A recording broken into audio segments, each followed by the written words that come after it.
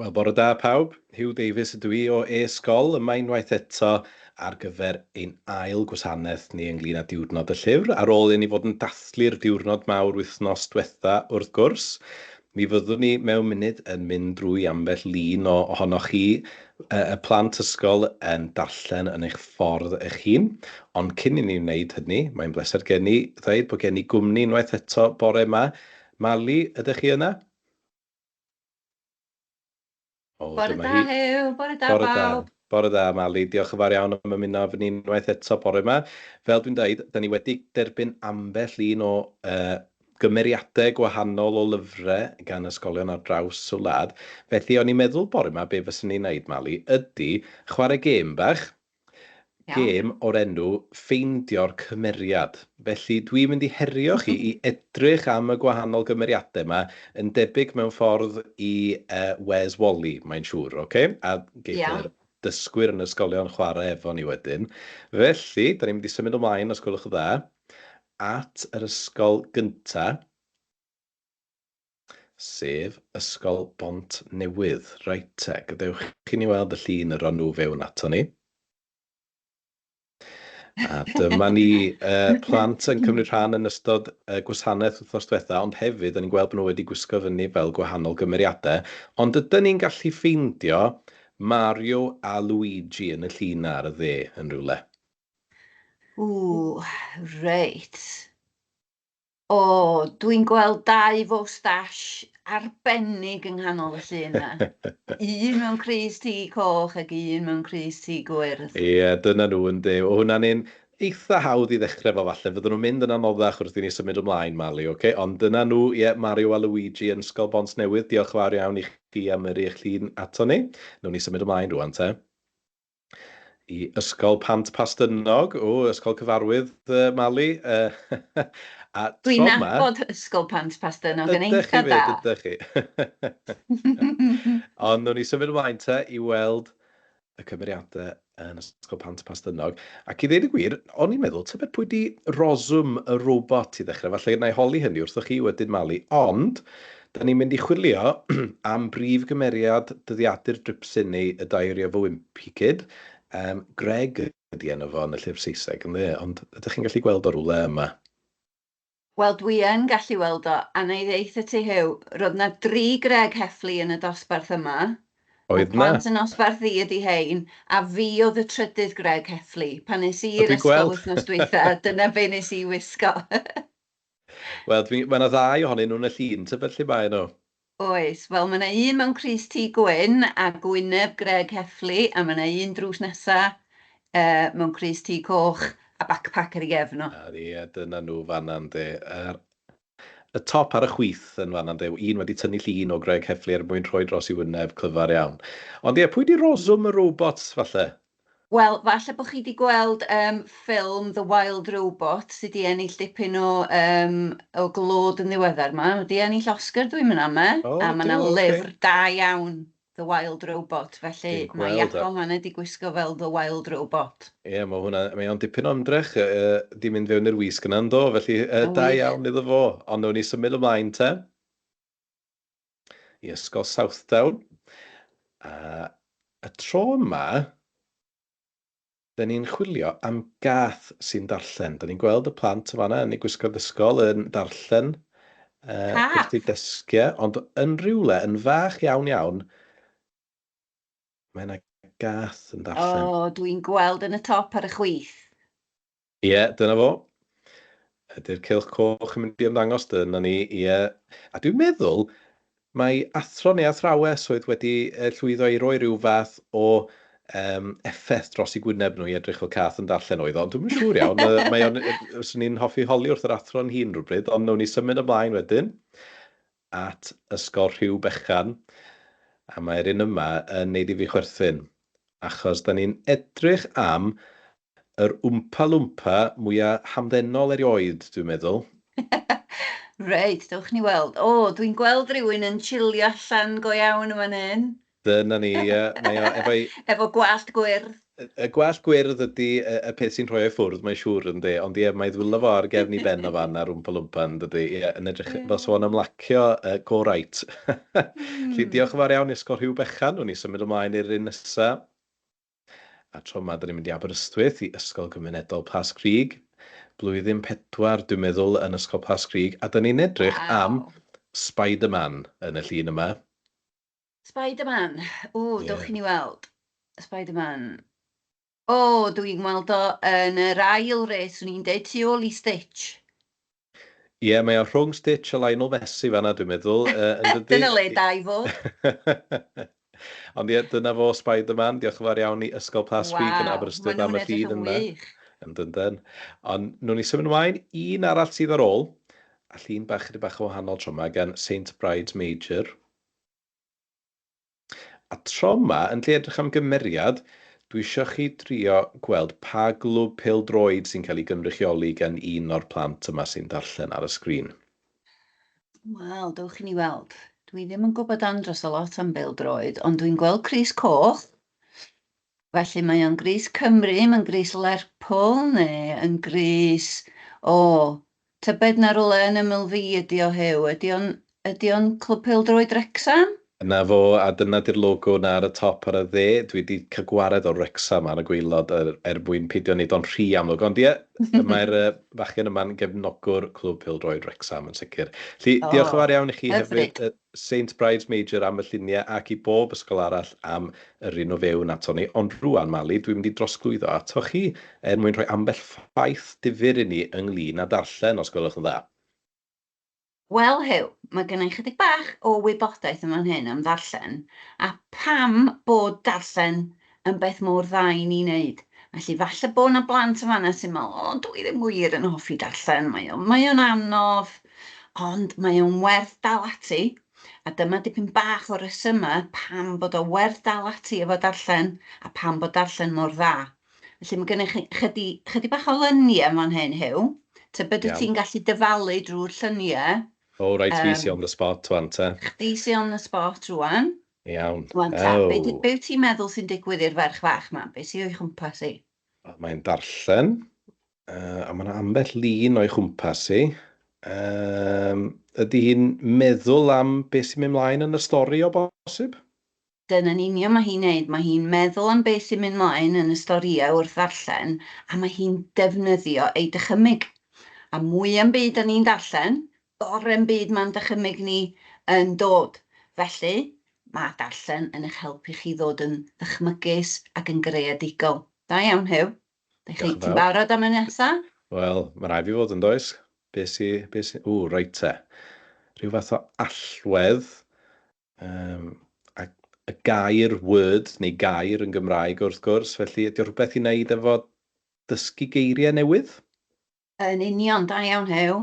Felly, wrth ddarllen, mae'n amlwg yn bod ni yn dysgu geiriau newydd.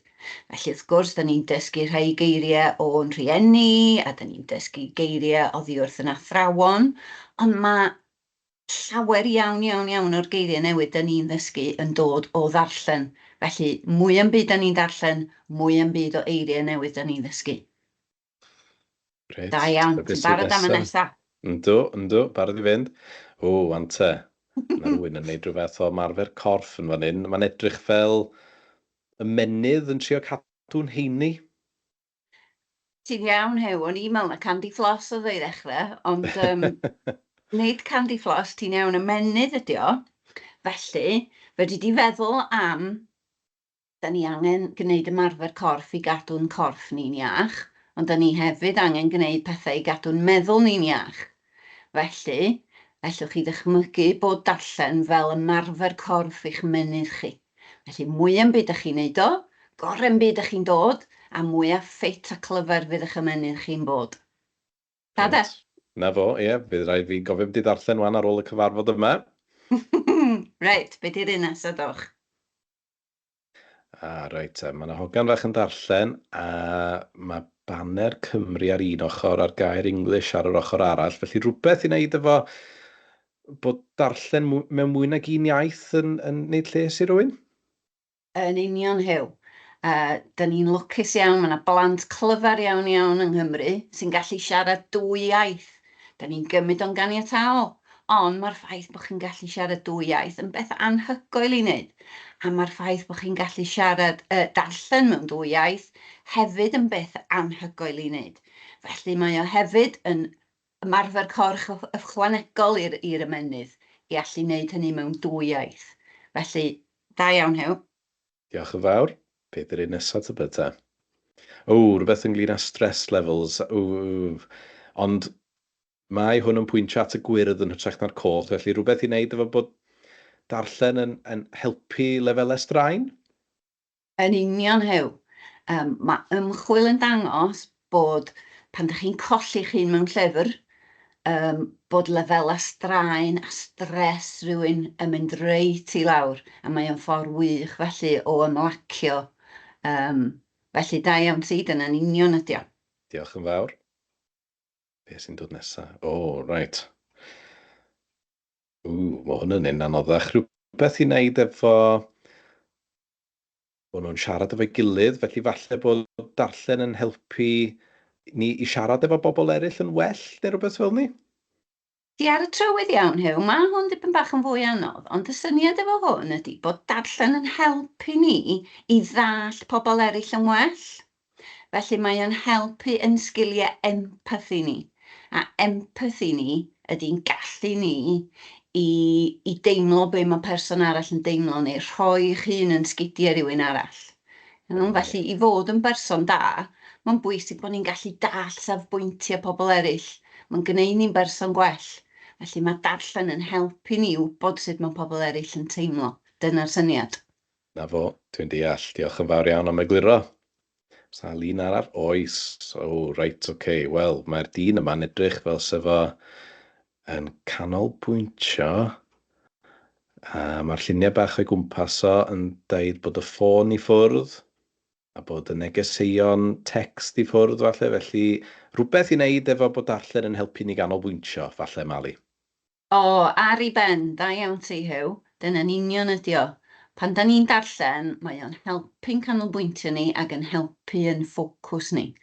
Rwan, mae yna gymaint o bethau sydd yn tynnu'n sylw ni ac yn tynnu'n ffocws ni oddi ar bethau. Mae'n hawdd iawn cael yn distractio di'r gair Saesneg ynda. Felly, pan da ni'n darllen, mae o'n helpu yn lefel y canolbwyntio ni, a mae gallu canolbwyntio wrth gwrs yn beth da. Reit, y llun nesa. Hwn di'r ola, swn i'n deud o ran y lle sydd ar ôl ar y sgrin. Ie, di wasgu fewn. Mae'n edrych fel bod y dyn neu person yma yn cerdded fyny'r grisiau mwyn trio cyrraedd y copa, felly rhywbeth ynglyn â cyrraedd gôl neu rhywbeth fel ni. Ie, yn union, ti ar y trywydd iawn, Hew. Felly, be mae ymchwil wedi ddangos ydy bod plant sydd yn darllen yn fwy tebygol o lwyddo. Felly, mae plant sydd yn darllen ac yn darllen yn dda ac yn mwynhau darllen yn fwy tebygol o wneud yn dda yn yr ysgol ac yn y diwedd i wneud yn dda yn ei bywyd a'i gyrfa. Felly, mae darllen yn helpu chi gyrraedd eich potensial a'ch gôl yma. Mae pobl sy'n darllen yn llwyddo mewn bywyd. Gwych, dyna ni, dwi'n meddwl, mae yna 8 o luniau yn fanna. A rwan, da ni'n mynd i symud ymlaen te Mali at cwiz unwaith eto, cwiz Cahoot, ond tro yma, cwiz chydig bach yn wahanol i'r arfer. Dim ond 2 opsiwn fydd ar gyfer pob cwestiwn, sef cywir neu anghywir. Felly, mae yna 8 gosodiad yn mynd i gael ei gynnig, a ar gyfer pob un o'r hynny, fydd rhaid i'r gynulleidfa ddewis cywir neu anghywir. A dim ond 10 eiliad ydych chi'n gael heddiw mwyn trio ateb yn gywir. Felly fydd yna frawddeg bach fer ar frig y dudalen, a fydd eisiau chi benderfynu os ydy'r datganiad yn gywir neu anghywir. A dyma ni, mae'r chwaraewyr yn dechrau ymddangos yn ara bach. Falle nawn ni roi... a dwi'n gweld, mae'r 2 funud yna hefyd erbyn hyn yn dydi mwyn cofrestru, ond gawn ni weld, falle fyddwn ni'n angen y 2 funud llawn na heddiw. Ond, just rhag ofn te, ydych chi'n gwybod sut i ymuno erbyn hyn, ydych chi'n sganio'r cod QR gyda dyfais fel tablet o bosib, neu fedrwch chi ymuno drwy cahoot.it a defnyddio'r cod 37125. Reit te, mae'r cystadleuwyr yn cyrraedd ni'n ara bach. Ydyn ni'n mynd nôl i'r ysgol wedyn pnawn yma, Mrs Williams? Ar y ffordd yn ôl i'r ysgol ar ôl gwneud y gwasanaeth. Felly diwrnod prysur arall o'n blaen ni.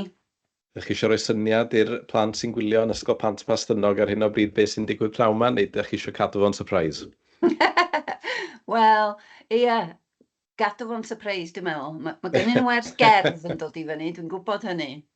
O, na fo. A chi sydd yn rhoi'r gwers cerdd, Mari? Yn lwcus iawn i'r plant, nid y fi sy'n dysgu cerdd yn yr ysgol. Mae gen i lais fel bran. O, dwi'n siŵr bod hynny ddim yn wir, ond na fo, swn ni'n edrych ymlaen at wers cerdd yn sicr. Reit, o dwi'n meddwl fedrwn ni ddechrau'r cwiz rwan te, a nhw'n ni fynd syth fewn i'r datganiad cyntaf. Cofiwch, cywir neu anghywir. Felly, ffwrdd â ni. Mae darllen yn ddrwg i'ch dychymyg. Cywir neu anghywir? Pawb yn ateb yn gyflym iawn. Ac yndi, mae'r un yna'n anghywir yn dydi, achos mae darllen yn neud lles i'ch dychymyg chi, felly da iawn, dechrau da. Ni symud ymlaen i'r ail ddatganiad. Mae darllen yn eich helpu i ddysgu geiriau newydd.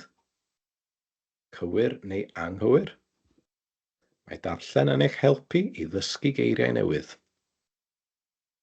Cywir, da iawn, eto'r mwyafrif yn gwybod bod hynny'n gywir yn dydyn, felly nhw'n ni symud ymlaen. Mae'r grwfi dingo yn llwyddo ar hyn o bryd. Pwy ydych chi, Mali? Dim y grwfi dingo yn anffodus. Mae darllen fel ymarfer corff i'ch ymenydd. Cywir neu anghywir? O, pawb di ateb hwnna'n gywir, cywir da iawn chi. Nhw'n ni symud ymlaen te. I gwestiwn rhif 4, neu ddim cwestiwn datganiad. Mae darllen dwyieithog yn helpu i chi feddwl.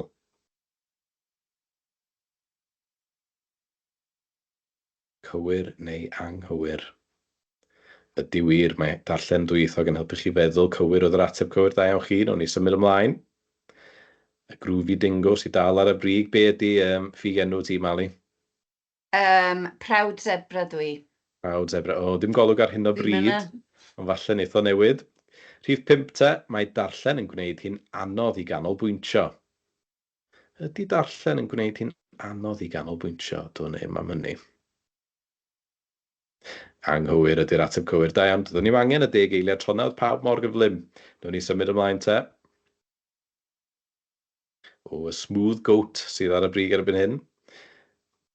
Ac hwn i maen at datganiad rhif 6. Mae darllen yn eich gwneud yn llai tebygol o lwyddo? Yn llai tebygol o lwyddo?